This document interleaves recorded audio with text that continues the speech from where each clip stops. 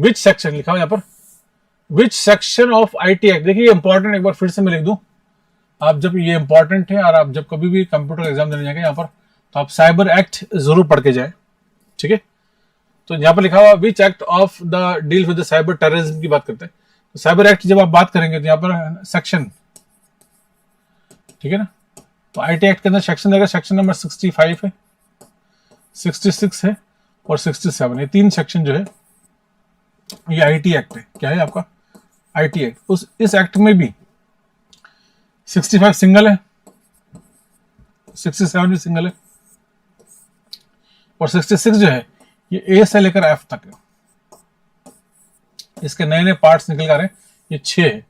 तो 6 धाराएं आपको दे रखी। ये आईटी एक्ट मैंने आपको बहुत डिटेल पढ़ा, इवन अगर आप यूट्यूब पर भी देखेंगे तो आपको मेरी क्लास मिल जाएगी जहां पर मैंने बहुत डिटेल में आईटी एक्ट पढ़ा रखा, आप वहां से देख सकते हैं।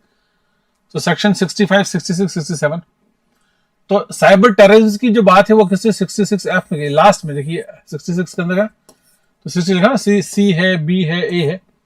तो एफ जो है वो साइबर टेररिज्म। साइबर टेररिज्म का मतलब ये होता है कि आप कंप्यूटर पर बैठकर जो है वर्तमान में टेररिस्ट गतिविधियां करते हैं, जो भी लोग मतलब लाइक जो टेररिस्ट करते हैं, तो उसके ऊपर जो है कानूनी यहाँ पर एक धारा जो है वो 66 एफ लगती है ना। उसमें कई सारी लंबी चौड़ी सजा भी दे रखी है उसके अंदर, उसमें कई सारे अमेंडमेंट फिलहाल चल रहे हैं।